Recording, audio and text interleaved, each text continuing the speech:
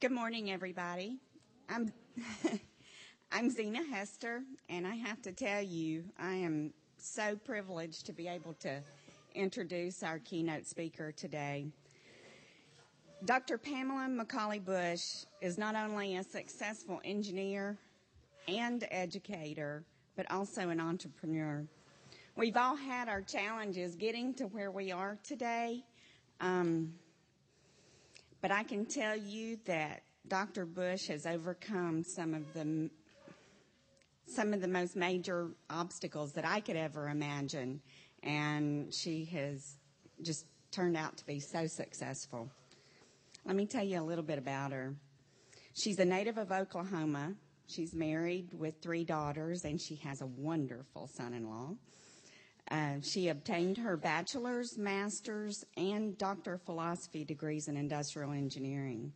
And in fact, in 1993, Dr. Bush became the first known African-American female to be granted a PhD in the field of engineering in the state of Oklahoma, which, that's not that long ago. Over the past 20 years, she's received numerous awards in recognition of her commitment, professional accomplishments, and community outreach. Just a few include, in 2007, she was awarded Engineer of the Year from the Florida Engineering Society. In 2006, she received Engineering Educator of the Year from the Society of Women Engineers.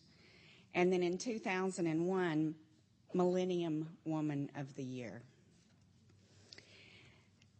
Dr. Bush currently serves as the Chief Technology Officer of Bush Enterprises and the CEO of Tech Solutions. Under her leadership, these companies provide management consulting, professional training, engineering services, and software development. NASA's a client, and so is the Department of Defense and many other large corporations. She's a tenured professor in the Department of Industrial Engineering and Management Systems at the University of Central Florida, where she leads a human factors and disaster management research team. She's the author of over 60 technical papers, book chapters, and conference proceedings. And she's the author of several books, including Winners Don't Quit. Today they call me Doctor. The Winners Don't Quit Kit. And just last year, she had an ergonomic textbook published.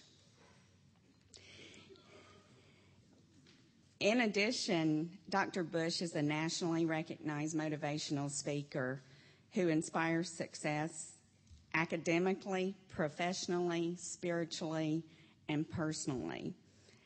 And I'm sure she'll do that for us this morning, I have no doubt. So now, to speak with us on the incredible power of resilience, please welcome Dr. Pamela McCauley Bush.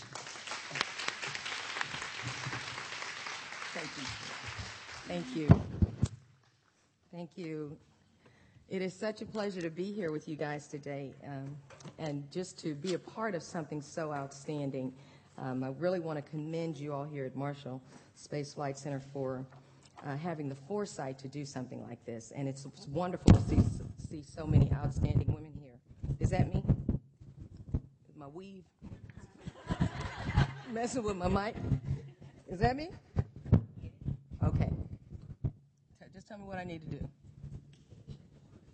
Okay. Be quiet.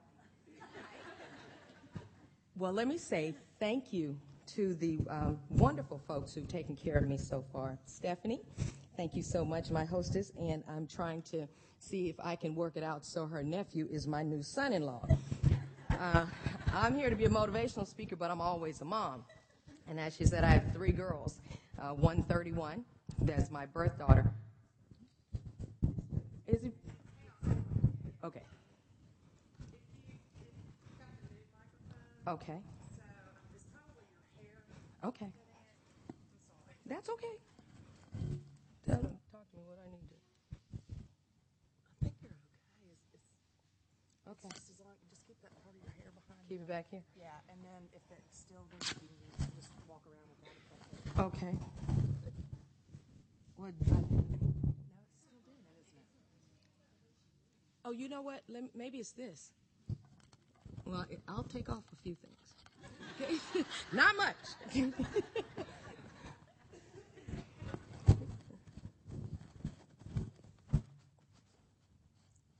Did that? Okay. Success. We are engineers. We are problem solvers. Okay. So thank you, Stephanie. And we're really going to work on getting my daughter to meet your cousin. That would be a good thing. And I thank you so much, Abby and Audrey, for being so wonderful in organizing this and inviting me. And Zena, I got a new bud here. We've enjoyed talking so much, just sitting over here sharing some stories. And I'm really, again, happy to be here to talk about something that I consider to be so core to life, and that really is resilience. And as I was preparing to come, I wanted to think about, how can I best encourage the women that I'm going to meet? Because I always have a goal. Lord, wherever I go, let me encourage someone. And when we think about resilience, so often we do it. You know what? I'm going to stay here for a minute because I want you all to be able to hear me. And it's hard for me not to walk, but it's not about me, okay? All right. So why it matters, I want to talk a little bit about the status of women in America, and then why it's even more today. It matters even more so today. Now, society is changing. American society is changing. Our global society is changing. And it has been a tremendous difference that we've seen even in the last 20 years, but even more 20 and 40 years, and even more so for women. And to be successful means we're going to have to be resilient because change is going to happen. And because of the pace of technology, it's happening even more quickly. And I want to just talk a little bit about some of the statistics that we see today with respect to women. 40 years ago, most women didn't even work outside of the home. My mother had her 68th birthday yesterday, and she wouldn't mind me telling you, I've never seen anyone age so gracefully and so happily. And so I wondered, and someone was talking about menopause. I'd gotten up and gone to the restroom a minute ago and how awful it is. I think it's wonderful to age. I think it's wonderful to age well. I will be 48 years old this year, and I wouldn't go back to 28 for nothing in the world. Nothing. I didn't know anything. I thought I knew everything. Okay, I was doing crazy stuff. So I think it's wonderful to age. Now, looking at where we are today, in 1970, only 8% of women had college degrees. Now, in 2009, 28% of us have college degrees. And so what that means is we have many more choices. We have many more choices that we have to make that impact us, that impact our family. And so in every environment we're in, I'm going to try it. In every environment, oh, no, I'm not. They turned me off. Okay, in every environment we're in, we have to be prepared that changes are likely to come. Oh, just take this one and walk with it. Oh, okay. Thank you. Thank you. So the changes are going to come, and we just have to be prepared. In 1950, 33% of the women were in the workforce, 61% in 2009. So the change is going to come, and let's just think about it, us as women. Okay, we've got women in leadership positions, women in management occupations, women in Fortune 500 companies, women in political positions.